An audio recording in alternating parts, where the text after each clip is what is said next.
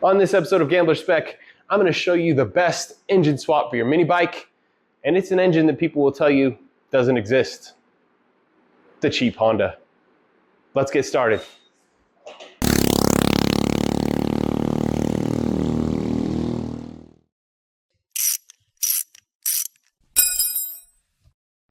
I've always been a huge fan of the smaller Doodlebug style mini bikes, and up until recently, the engine swap of choice for me was the Predator 212. I mean, it's cheap, it's easy to find, there's tons of aftermarket support, it's really hard to beat. But just about a year ago, I ran across a lot of broken pressure washers on Facebook Marketplace. They were selling 3 pressure washers for 50 bucks. So I pulled all the pumps off and got all the engines up and running, and one of those engines was this bad boy, the Honda GC190. Now, there's a couple things about this engine that really piqued my interest. First one is the obvious one. It's a Honda. Honda to me means super reliable and good power. The second one would be the gas tank filler. Now, if you've ever Predator 212 swapped your mini bike, you know that this gas tank filler, when you mount this motor on the frame, it ends up landing right about here. Makes it extremely difficult and super annoying every time you need to fill up your gas tank. Well, the Honda GC190 and the other Hondas in this same range, they use a pulse pump and they mount the tank lower and over to the side. So that makes it super easy to fill up when it's on your mini bike. The other thing was the exhaust. So on the Honda GC190, the exhaust actually comes out in what would be the front of the mini bike. That was kind of intriguing to me because the exhaust on most other small engines is going to come out here on the side. So it's going to be either up underneath you or next to your leg, and you get quite a bit of heat that comes off of there. So that begs the question, why aren't people using the Honda GC190 on their mini bikes? And to me, it ended up coming down to 2 things. So number one, the Predator 212 has about the simplest and easiest throttle linkage that I found on any engine swap. It's all built in, it's got the spring there, it's got the clamp, pretty much anything you would need in multiple configurations to hook up your throttle of your mini bike. The GC190 doesn't have that. I mean, on this pressure washer engine, you don't really need to adjust the throttle, so there's not even like a sliding linkage or anything you can use at all. So that's a big one. The other one is that there is almost no performance or aftermarket support for the GC190. So if you wanted to, say, buy a straight pipe or you wanted to get a cone air filter or something, it doesn't exist.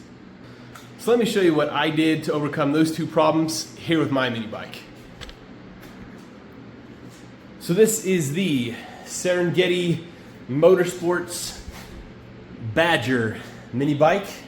You can see it's just a typical Doodlebug style, very similar to this Baja Blitz that I have, but the thing I liked about it was the springs that it has on the back. And that probably caused me to spend a little bit too much money on it. And this is the 3rd engine. This bike actually gained the nickname the Serengeti because no matter what engine I put on it, it just never seemed to run and broke down every single time we took it out. But the solution to that, of course, is the Honda motor. So this Honda motor I picked up off Facebook. It was on a rototiller and it cost me 30 bucks. So 30 bucks is a great deal for any motor and especially for a Honda. So a couple things I had to do. So I mentioned the linkage. Most of the tutorials that you see online have this style of throttle linkage. Basically, you're going to take a cable clamp and you're going to attach it either to this plastic piece here or what I did, which was just attaching it to the metal bracket there. And then you basically clamp the cable onto the wire that connects to the carb. So that way, as you pull the throttle, it pulls the butterfly on the carb open. And that seems to work. Pretty cheap, pretty easy solution. The biggest trick is the spring back. I didn't find a real great place to put it, and most of the ones I've seen, I wasn't super impressed with how they worked either. But the way I did mine, I just took a piece of steel, attached it on here to the valve cover bolt, and then just drilled a hole for my return spring. The other thing that I did change, the exhaust as it was going forward was actually just blowing here into the frame, and it was getting all black, and then you also kind of were sitting in it as you were here on the bike. And so the way that I fixed that was by taking the existing muffler, cutting it down, and then using that to make a flange. And then this is actually just the handle off of a pressure washer that I use to just run the exhaust down and under. So not too bad to get it working on there. And actually, since I've mounted it up, I think it is the perfect amount of power for a little mini bike. It's got enough power to not make you bored, but not so much power that it would be scary. If I wanted to let my son ride it, I'm not super worried about it. It's just got that perfect sweet spot of power and torque and reliability. So I'm gonna go ahead and get this GC190 set up on my blue Baja Blitz mini bike. Some of you may remember this mini bike. It's actually one that I picked up for 20 bucks, and it was one of my first YouTube videos. My son and I took this bike, and basically it was rotting into the ground. We stripped it down, spray painted it, and he was running the Predator 79cc for quite a while, and now he's kind of outgrown it. So we're gonna take the GC190 that I've got, and we're gonna go ahead and get it mounted up here, and I'll kind of show you the stuff that we're gonna do to get it mounted in case you want to do this for yourself. So step one, we got to get these things cleaned up. You can see just how grimy and filthy the bike is, and the motor is not much better. Just lots of oil, grease, grime, dirt. Few different methods you can use to get these cleaned up. My personal favorite is actually this. This is Fast Orange hand cleaner, and I actually started using this recently because it's good for your hands. It's not super harsh, and it actually does a great job of taking the grease off. So what we'll do is we'll go ahead and get these things outside, and then using the Fast Orange and just a toothbrush and my hands, we should be able to get these cleaned up really, really well, and then we'll pressure wash them off.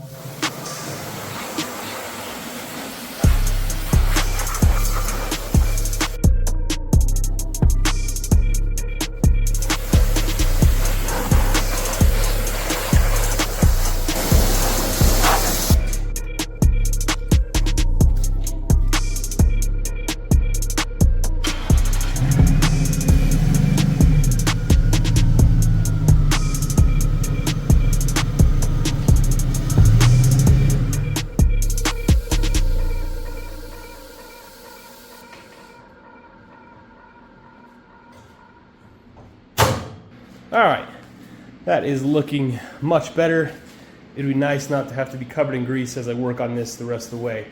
Let me show you a couple other things that you might run into here. So on the Baja Blitz or other Doodlebugs, you may end up in a situation where your engine mounting holes are too small. You can see on this one, that actually worked perfect for the Predator 79cc, bolted right up, but the Honda GC190 or the Predator 212 have a bigger spread between those holes. So the Serengeti was nice because it actually had the holes exactly where I needed them, but let me show you one issue that you'll have. Set this camera up here.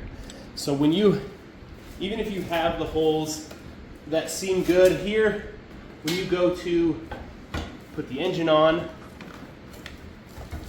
you'll notice that the holes are actually over to the right-hand side. So if you lined up your holes like I did on Serengeti,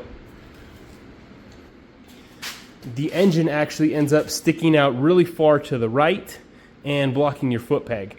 So on Serengeti, I actually came back and just took these holes that were in it. I'll move this out of the way. I just took the holes that were in it, drilled them out, and then just used an angle grinder to make new slots. Slid the whole thing over, and then it was more centered on the bike. The other option that you have is you can pick up something like this. This is an engine adapter, and it has holes that will hit the bottom, which is the frame mounting spots, and then these slots will actually line up with either your Predator 212 or your Honda GC. It'll line up with their motor mounts, and that will let you do two things. So number one, that's gonna get your spread the way it should be. Number two, it'll actually let you slide and center that bike at the same time. So that lets you get the adjustment that you want, place the engine where you're gonna want it without actually having to cut on your frame. It does cost a little bit. I can't remember how much I paid for this one. It seems like it was $20-ish, but for me on this bike, I thought it was a better option. If you've got a bike like Serengeti that I kind of like that it's a little rough, cutting the holes is free, pretty easy to do. So second thing you may run into, these shafts, depending on the application, Honda GCs would come with a tapered shaft or just your standard shaft like I have here. Now the pressure washer, I don't have to do any work to this at all. This is already ready to go. I can just take my clutch, it'll just bolt right on. But on the Serengeti, that was not the case. This actually came with a tapered shaft, and you can't see it there, but the tapered shaft basically won't let you slide the clutch up and on. And so the way I fixed that was I grabbed my grinder so I can show you. So you just take your standard cutoff wheel on your angle grinder and then get the engine at an idle, and then all I did was basically just nice and easy take off some material and then test your clutch, try to slide it on.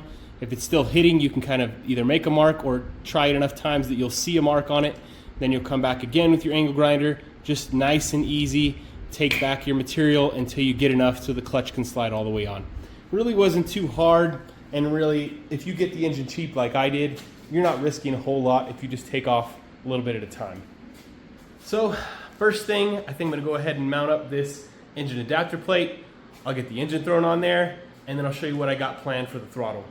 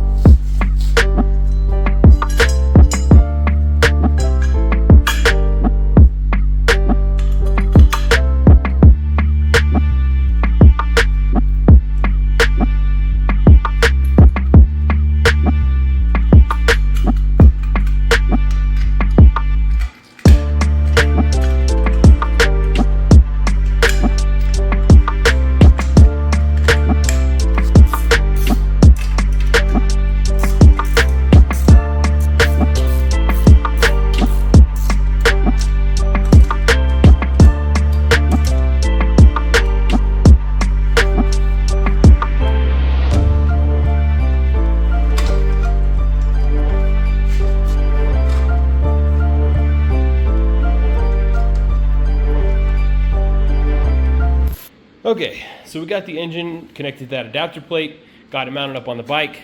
Gotta say, I am super happy about the red. Really glad that I decided to go with this one on this bike and put the black on the Serengeti.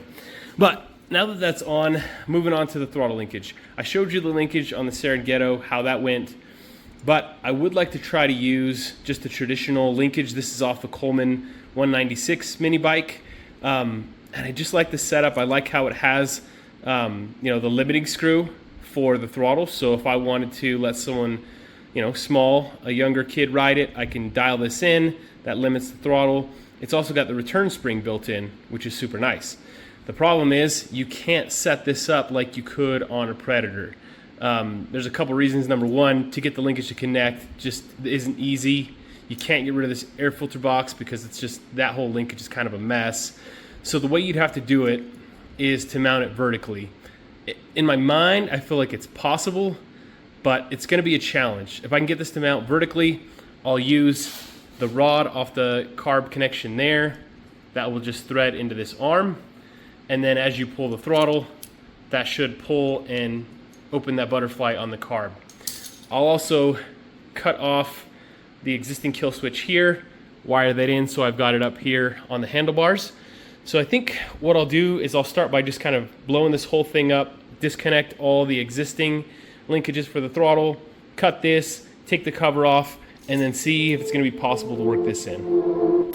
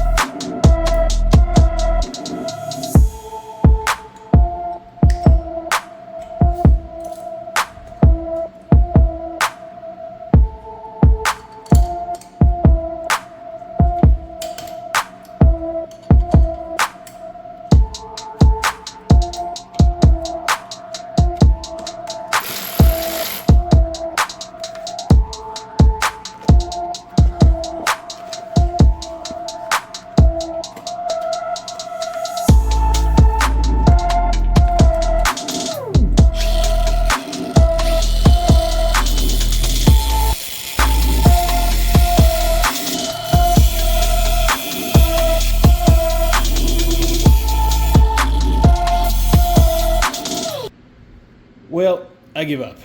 I tried everything I could to try to make this work. Cut this piece down, cut this piece off, trying to fit this in here, and really there's not a way to make it work.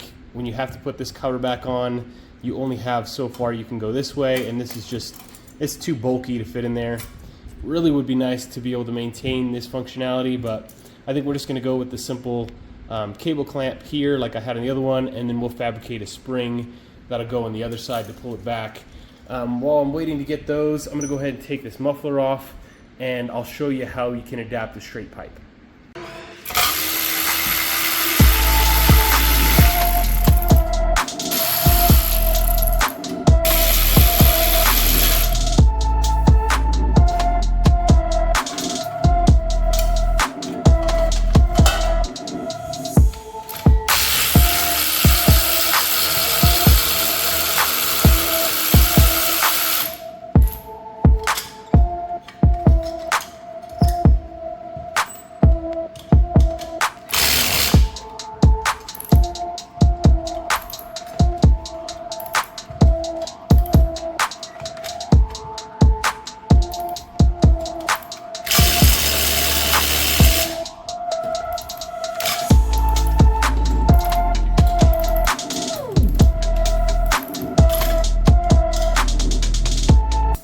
Alright, so with this muffler off, you can kind of see how this is going to work. So this is the piece that actually goes into the engine block right here, and what you're going to do is basically just come in and cut this all the way around, and this is going to become your new exhaust flange.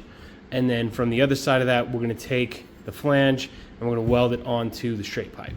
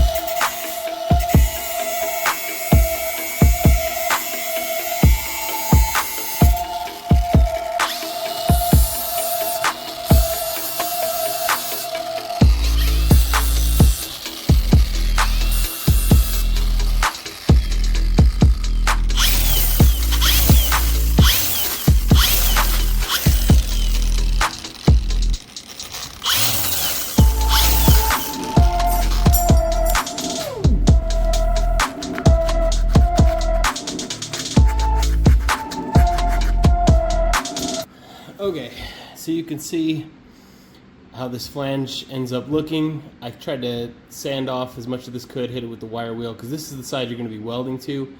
This side that has the little lip, that actually goes in and makes a good seal here into the engine. So you'll see it'll be just like this, and then we'll come back and we'll weld our tubing onto the outside. I did snap off this bolt, so I'll have to extract that. Hopefully that won't be too big of a deal. Next thing, I'm going to go and look in the scrap pile, see if I can find a piece of tubing that will take me from here and exit down at the bottom. And scrap metal is kind of annoying to store, but when you need it, it's pretty nice to just have stuff you can pull off. So I'm gonna go ahead and get this cut, and then we'll see if we can get it mocked up.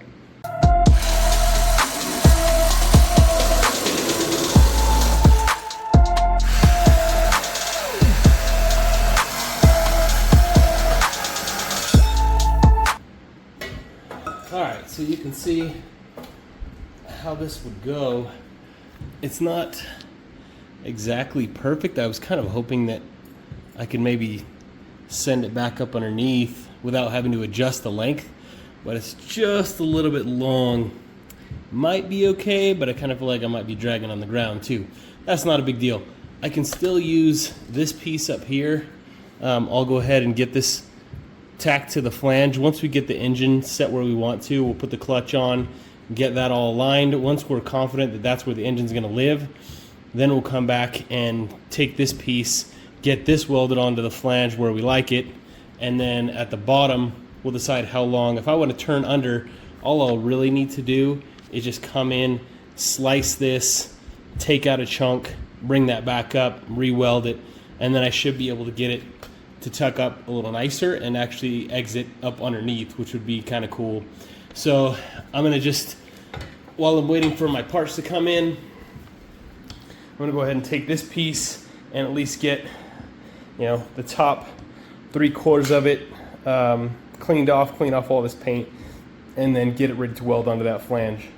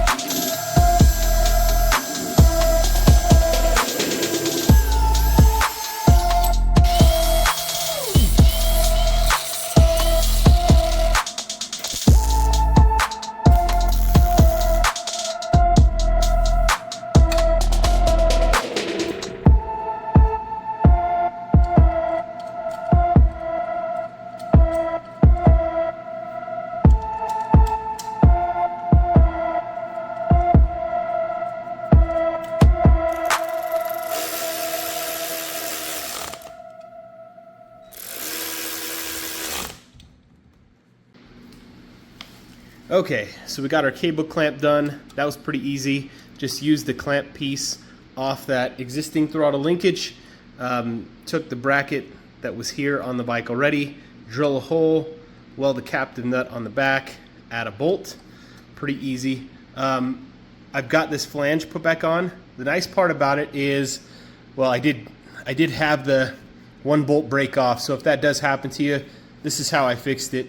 Basically just took a piece of steel, drill a hole in it, tack weld onto the end of the nut so you got a little bit more meat to hang on to, and then you just kind of plug weld onto the end, and then use this nice big steel lever to hammer the nut loose. And between the heat and the hammering came out, so that was kind of lucky. But the nice part is these bolts, which originally held on this muffler cover, they actually thread in here, so you don't have to find your own bolts. They're already done. They're the right length. They're the right thread. And then also this one here, which was the outside of the muffler cover, you can reuse that bolt, and now you've got your ground for your kill switch. So that's working out really good. I've got the pressure washer handle kind of ready to go. I'm going to just hold this up in place, get it where I want it. I've got the clutch on and the chain kind of mocked up. On these, I like to flip the clutch backwards. What's nice about that is that it brings your chain in, which means your motor can be a little bit more centered on the bike. So next thing I'm going to do is just get this up in here, kind of center it between the frame, and then I'll throw a tack on there.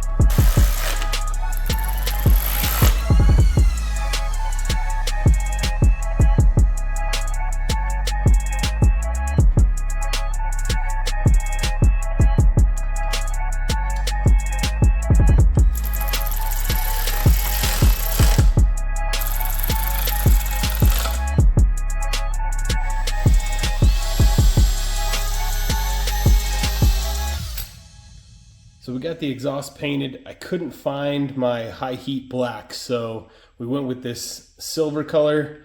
Not sure that I love it, but I can always paint over it black later if I don't really like it. We got the wiring all done for the kill switch, and the next thing I've been working on is this little like wire stop nut. I basically just cannibalized that off of the old throttle linkage that I had, pulled it out of here, and then from there just took a drill bit and just made this just big enough, and I'll show you how this works. This is the piece that comes off of the carb here, the carb linkage. So go ahead and cut this one end off, and then basically what you've got to do is you've got to get this wire through there, and you've also got to get your steel cable through there, and then in the top you'll put in the screw to hold them both together. So let me see if I can do this here.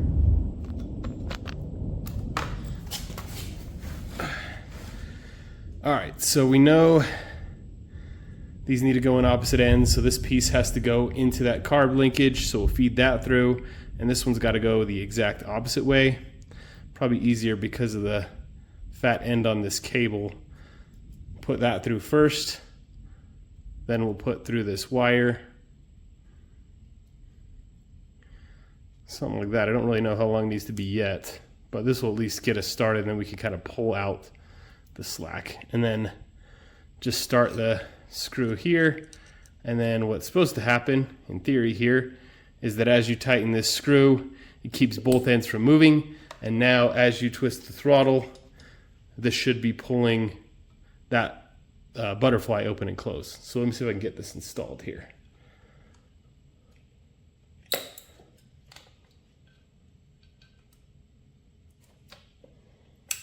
So dive that down through, and then we want this, I think I want this to go on the bottom, look a little bit better. So basically the trick is going to be, can I adjust this screw? Try to twist it around. Okay. So now I can see the screw here. So I need to tighten that up.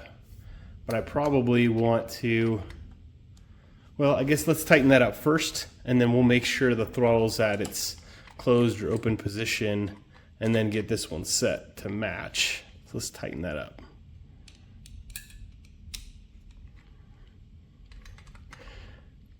All right.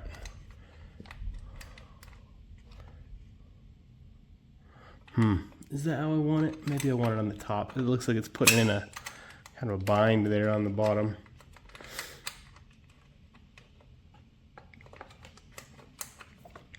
All right, so on the top, so we want it to be able to get the full range. Yeah. That seems like it's got enough slack right there.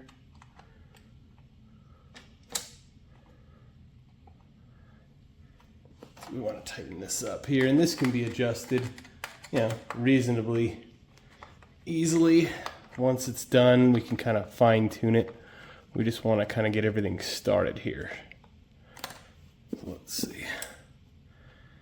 So that would be, we need it to go back to idle. Okay, let's try that. Tighten this down here.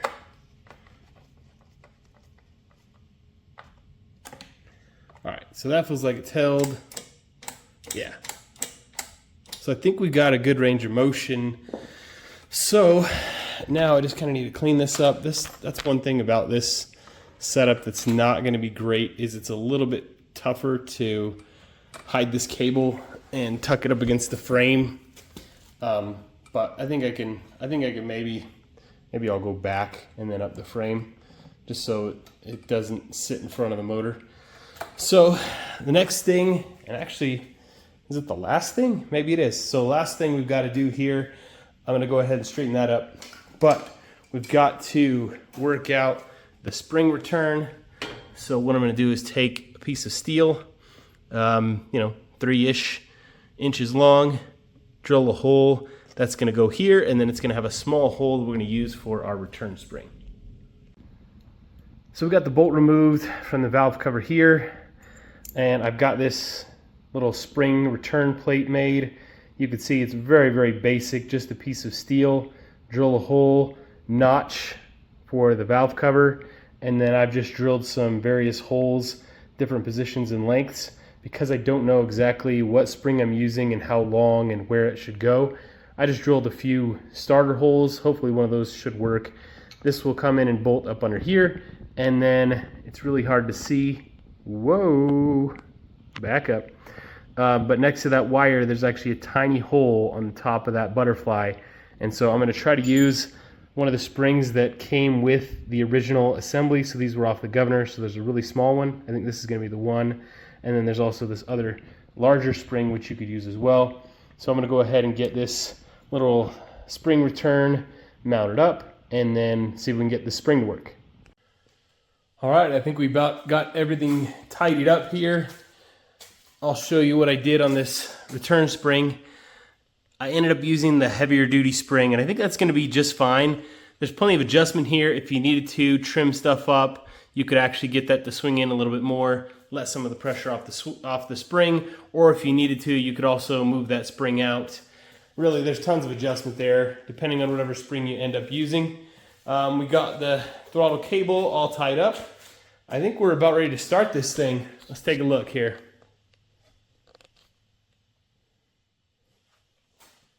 All right, kill switch. Oh yeah.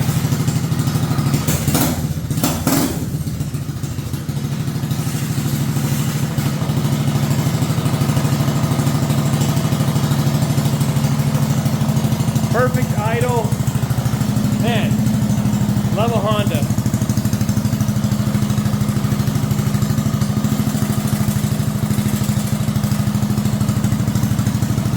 Chain looks pretty good.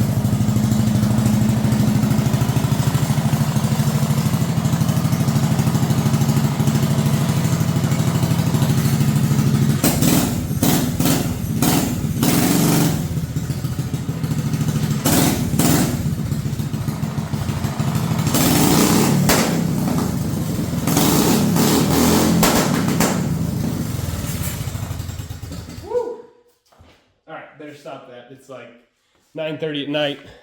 Don't really need my neighbors calling to report gunshots at my house tonight. But I think that's pretty much it. We've got about everything we wanted to get done on the mini bike done. There's one last thing. It's not a necessity, but I would say it's a necessity. Ask me how I know.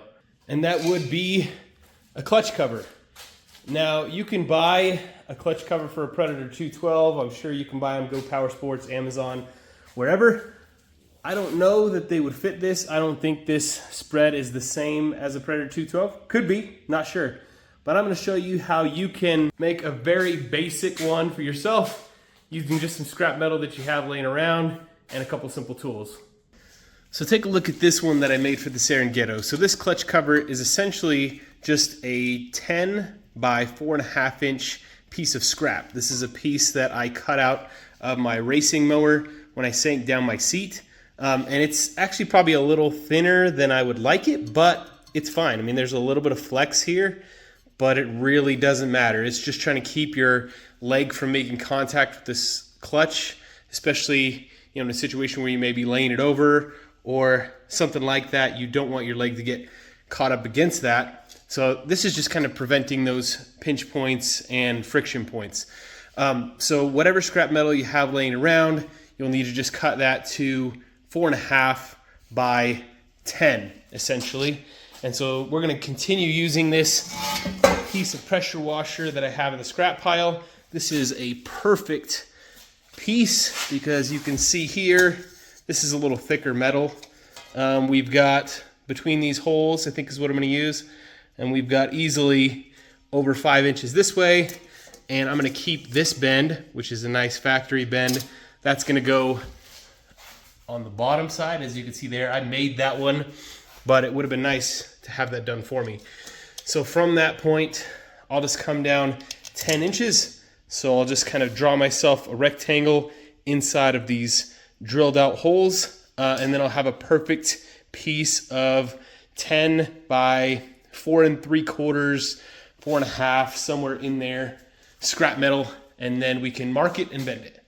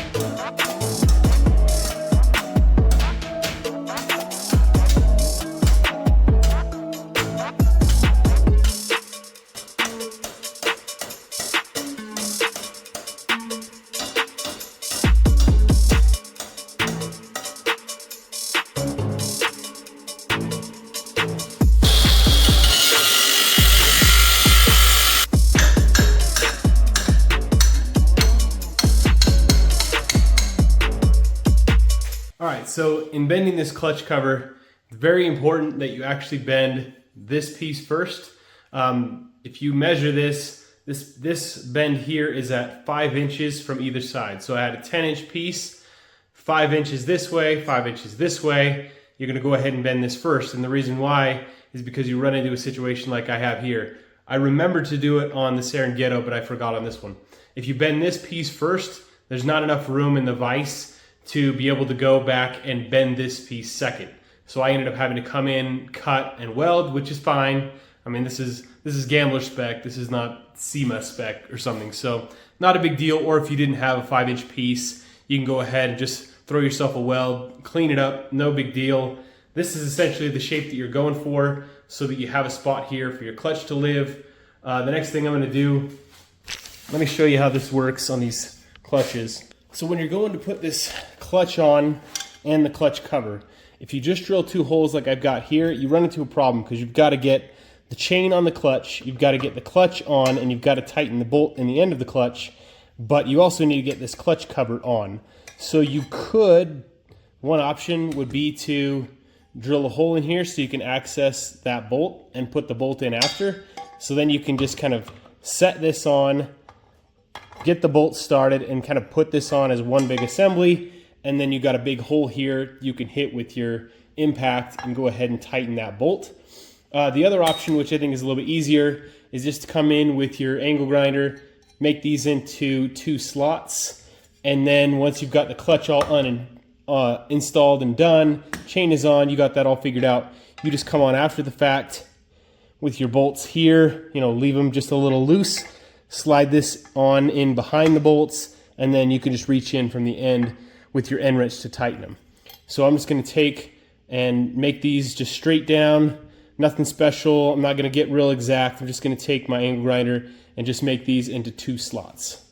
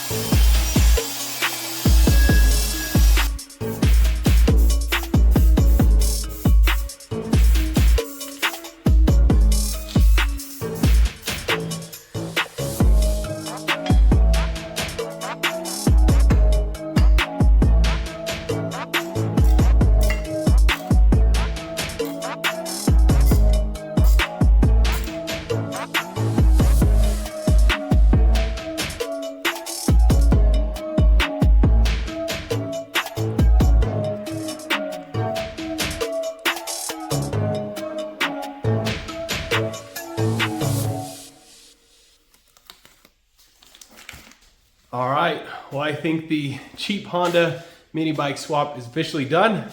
Let's take a look. So I think everything looks pretty good. Happy with the way the clutch cover came out. Being that thicker metal definitely made it a little bit trickier to work with, but actually, once you've got that part done, the rest of the time it's just a little bit more stable.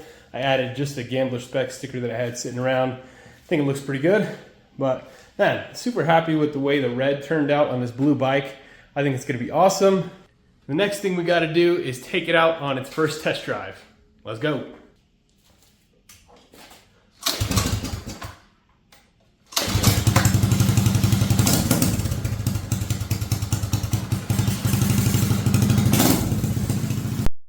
So, I don't know if you guys can subscribe, but if you can, do it. Just do it.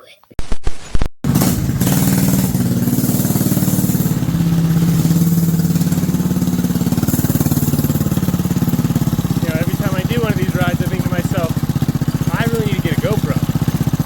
And then I forget about it until I do the next ride, and then I think, I really need to get a GoPro. I really need to get a GoPro.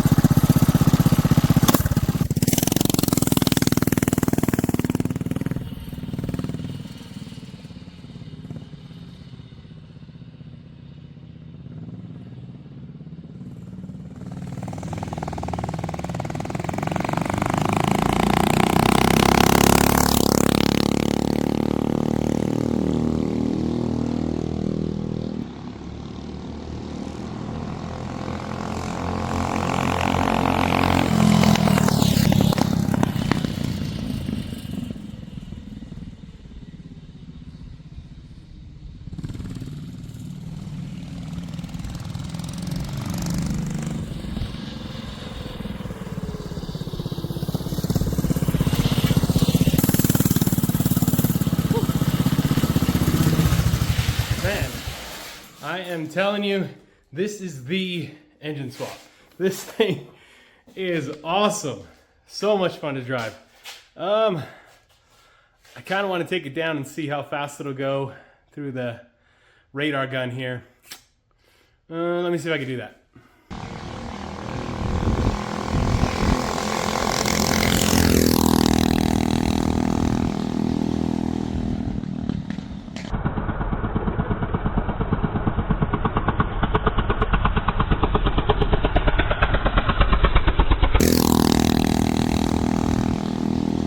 Well, there you go. A little bit tough to make out in the video, but it looked like about 33-ish miles an hour, and that was uphill, and I think she still had a little bit left in her. So I would say probably 35-ish top speed on this little mini bike, which is perfect for me. I don't know that I feel super comfortable going much faster on a little bike like this. So if you're looking for an engine swap that has tons of available mods and lots of aftermarket support, you're gonna go Predator 212 every time. But if you're looking for something a little bit different, something reliable, something inexpensive, that gets a job done, Honda GC is my vote. I think it is the perfect motor for this little Doodlebug.